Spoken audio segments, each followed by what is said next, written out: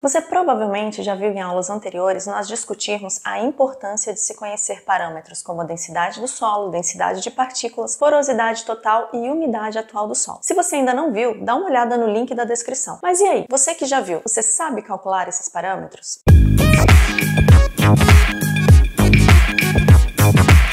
Suponhamos que você coletou duas amostras de solo indeformadas em duas áreas com sistemas de cultivo diferenciados, porém com o mesmo tipo de solo, e obteve esses resultados que vocês estão vendo aí na tela. A partir desses resultados, nós podemos observar que temos o volume total da amostra, o peso da amostra após a coleta no campo, ou seja, aquela amostra contendo tanto a fase sólida quanto a fase líquida no momento atual da coleta, o peso da amostra após a secagem em estufa, ou seja, a massa seca dessa amostra, e também a densidade de partículas obtida em laboratório. A partir desses resultados, é possível calcularmos inicialmente a densidade do solo, que possui a seguinte fórmula: densidade do solo é igual a massa seca de solo dividido pelo volume total. Sabemos que esse volume total considera tanto o volume de ar quanto o volume de água e o volume de sólidos dessa amostra. Considerando isso, nós podemos calcular da seguinte forma. Vendo a tabela com a primeira área, nós percebemos que temos uma massa sólida, ou seja, peso da amostra após a secagem, de 253 gramas. E que o volume total dessa amostra, conforme nós podemos ver, é de 176 centímetros cúbicos. Efetuando então esse cálculo, nós temos ao final 1,44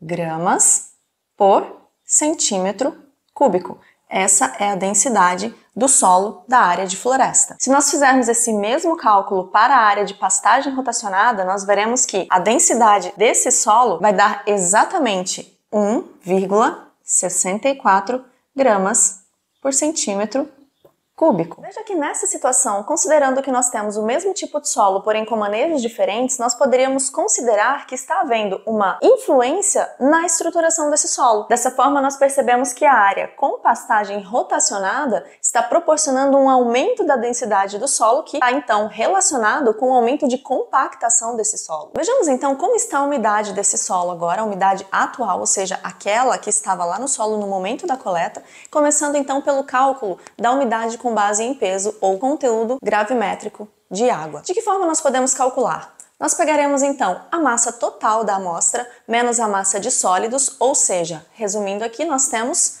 a massa de água presente na amostra dividido pela massa de sólidos.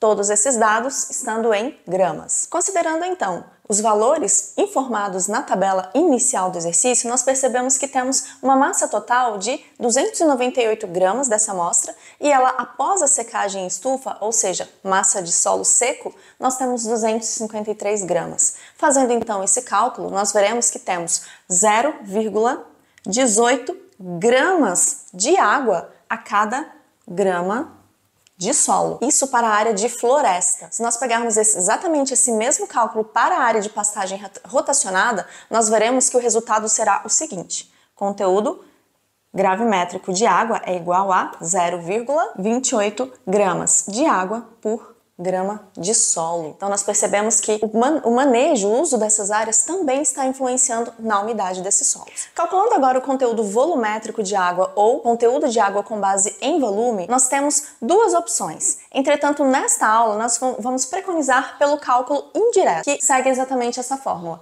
Conteúdo volumétrico de água é igual ao conteúdo gravimétrico de água ou umidade com base em peso vezes a densidade desse solo, já que nós temos essas duas informações. Para a área de floresta, nós teremos 0,18 vezes 1,44. Nosso conteúdo volumétrico de água será, então, 0,26 centímetros cúbicos por centímetros cúbicos.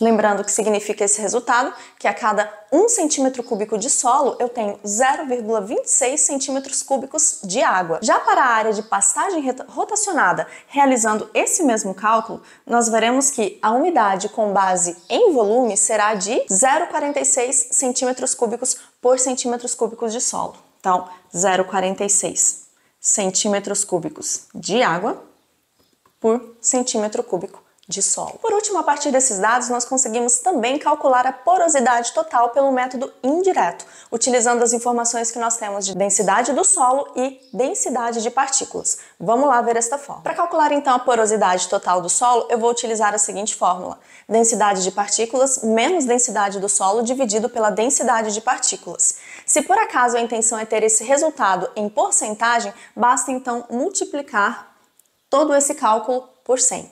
Então vamos fazer esse cálculo primeiramente para a área de floresta de pinos. Nós teremos então porosidade total, que é igual à densidade de partículas, conforme mostra a tabela inicial, que é de 2,69 gramas por centímetro cúbico. Então nós temos 2,69 gramas por centímetro cúbico menos 1,44 gramas por centímetro cúbico, que é a densidade do solo.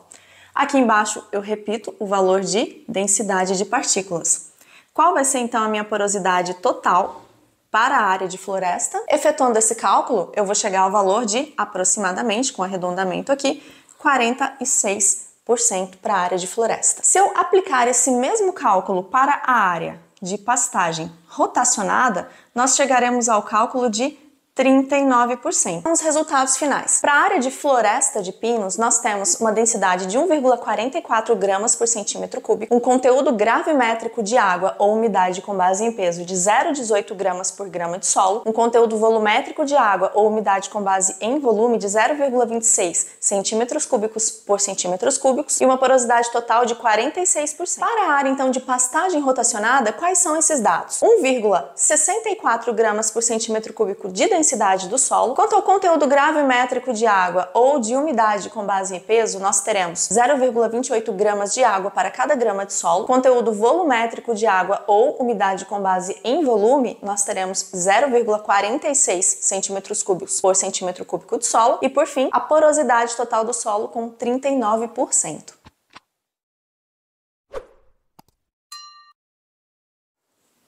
Observando então esses dados que são fictícios, nós podemos tirar algumas conclusões de forma a comparar esses dois sistemas de uso do solo. Primeiramente, nós poderíamos iniciar apontando que o uso do solo para pastagem rotacionada favoreceu a compactação do solo quando comparado à área de floresta de pinos. E isso é observado porque nós vemos um aumento na densidade do solo, ao mesmo tempo que há uma redução da porosidade total desse solo. Ou seja, nós podemos afirmar que à medida que se aumenta a densidade do solo, concomitantemente há uma redução do número de poros e do tamanho desses poros no solo. Isso também pode ser explicado pelo conteúdo de água encontrado em ambos os casos, tá? Com a redução da porosidade total ocasionada pela compactação, né, por esse aumento da compactação, o que tende a acontecer inicialmente é uma redução da quantidade de poros grandes. Isso também pode explicar o conteúdo de água encontrado em ambos os casos, pois uma vez que se aumenta a densidade do solo, ou seja, aumenta-se a compactação, nós percebemos que há uma redução no tamanho dos poros,